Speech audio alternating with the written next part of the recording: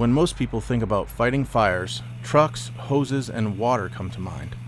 But with forest fires, a control line is used as the primary method of suppression. A control line includes all constructed and natural barriers and treated edges used to control a fire. A handline is a type of control line where all fuels are removed, exposing the mineral soil. Handline construction is the primary method for controlling a forest fire. The success of an initial attack is based on how well the handline is located and constructed so that the fire cannot cross it. One basic rule for fighting fires is to fight aggressively but provide for safety first. When responding to a forest fire, you must first be properly clothed in personal protective equipment such as lightweight Nomex clothing, helmet with shroud and goggles, leather gloves, boots, and if your agency requires, a fire shelter. When arriving on scene, first identify escape routes and safety zones. The escape route is going to be the control line that's been created.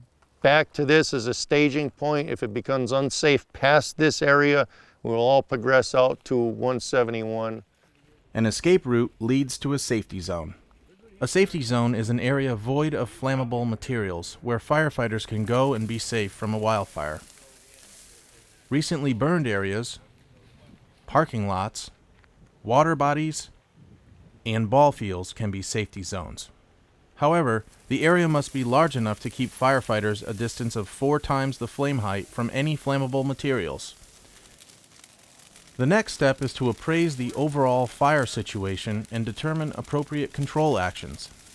Take into account how the fire is currently reacting and how it will react. Identify safety issues and values at risk. I'm on scene. Incident size at this time, it is approximately 4 acres, repeat 4 acres in size. It is uncontained. Best access for you is off Route 171 coming in on that access road flagged in red. Weather conditions, it's been dry for this past week. This process is called size up and must be ongoing until the fire is fully extinguished. Go around the flanks of the fire as quickly and safely as possible, or inspect it from a vantage point. If the fire is rapidly moving, don't go around the head of it. Radio check, test. Test. Another important aspect of safety is communications. All personnel responding to the fire should always remain in contact with one another. Handheld radios are the preferred means of communication. Water coming back soon? That's affirmative, he's refilling. The purpose of constructing the handline is to cut off the fire's fuel supply by clearing flammable materials that allow the fire to spread, usually leaves, twigs, and a thin layer of humus. Sometimes thick duff is encountered, especially in pine and hemlock stands. Duff is partially decomposed organic material of the forest floor beneath the litter of leaves, needles, and twigs. It sometimes consists of a thick mat of tough fibrous roots and is capable of carrying fire. Putting water on a deep burning fire may appear to knock it down, but the smoldering duff below may cause it to rekindle. The use of a handline is superior to using water alone to stop the spread of fire, especially during drought conditions. I'm just going to take a walk around and see if I can find any better control for you on that north side. Determining the location of the handline is very important. Always anchor the handline to a barrier or other control line. Barriers can be natural or man-made. Examples include trails, roads, streams, rocks, or old burns. When deciding on where to construct a handline, fuels, weather, and topography must be considered. Take advantage of man-made or natural barriers and make them part of the line. Make the handline as short and straight as possible. Avoid sharp angles as these tend to intensify the fire activity. Avoid high-hazard fuels such as mountain laurel and logging slash, leaving them outside the handline when possible. Once the handline is located, construction can begin. One way to construct a hand line is called the progressive method, where crew members using different tools advance together without changing relative positions in line. Allow enough clearance in between to provide safe working space for each member. The first crew member should have a cutting tool. A chainsaw is the most efficient. Trees, brush, and logs should be removed only as wide as the hand line. Normally, live trees greater than 4 inches do not need to be cut. Personal protective equipment is required when using a chainsaw, including eye and ear protection, chainsaw chaps, and protective footwear. When cutting saplings, make horizontal cuts as close to the ground as possible to avoid leaving sharp edges. Cut down snags and low branches that overhang the line as soon as possible to avoid the spread of fire. Scatter all the cut brush, branches, and logs outside the hand line. However, if this material is partially burned, place it inside the line. A backpack pump is used to knock down flames, allowing crew members using hand tools to work directly on the fire's edge. As the other crew members follow behind the pump, they use scraping tools and rakes to expose the mineral soil. All flammable materials must be removed in a strip wide enough to prevent the spread of the fire. A leaf blower is an efficient tool to remove leaves from the line. Eye and ear protection should be used when using the blower. Direct the blown leaves outside the hand line. A rake also works to remove leaves. A Pulaski efficiently cuts through roots and stubborn duff. Cut duff with a mattock or hoe end.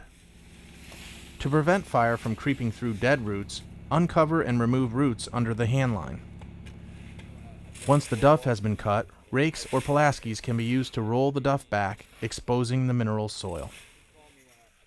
The progressive method of line construction utilizes all tools to dig the hand line down to mineral soil.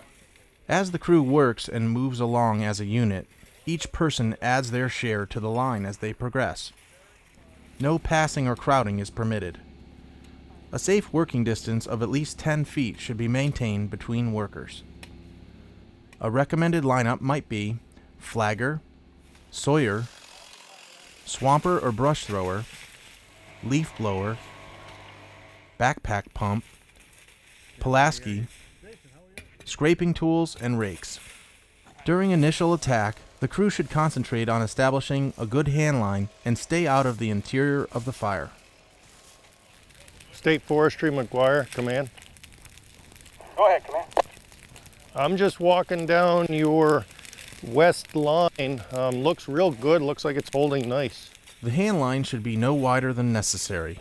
As a general rule, the width of the hand line should be 1.5 times as wide as the dominant fuel is high. The usual width of the hand line cleared by chainsaw is about 3 or 4 feet, but the width of the rake line that follows is seldom half that distance. If you arrive at the fire undermanned, as few as 2 or 3 people can construct a scratch line. A scratch line is an unfinished preliminary control line hastily established or constructed as an emergency measure to check the spread of the fire. Initially, this line does not have to be scraped down to mineral soil to stop a running fire. However, the line should be improved as soon as possible. For a 3-person crew, a recommended lineup might be leaf blower, Pulaski, and rake. Once the fire has been knocked down, work should proceed to improve the hand line that was just dug. The idea is to secure and hold the line by vigilantly patrolling to prevent any slopovers, suppress any spot fires, and extinguish any overlooked hotspots close to the line. Only after a good hand line has been established should the crews begin mop-up along the edges. During mop-up, available water should be used to ensure that the fire will be contained. I want to do an after-action review because we can always improve on our abilities to fight fire. What went right, what didn't go so well, and what can we do to do better? We'll start with you. When we flanked it and hooked around the top, it got a little hot, so if we had more backpack pumps, it would have helped tremendously. I would concur. Remember, get the hand line down to mineral soil. Secure the edge before working toward the inside of the fire. And, most important, fight fire aggressively, but provide for safety first.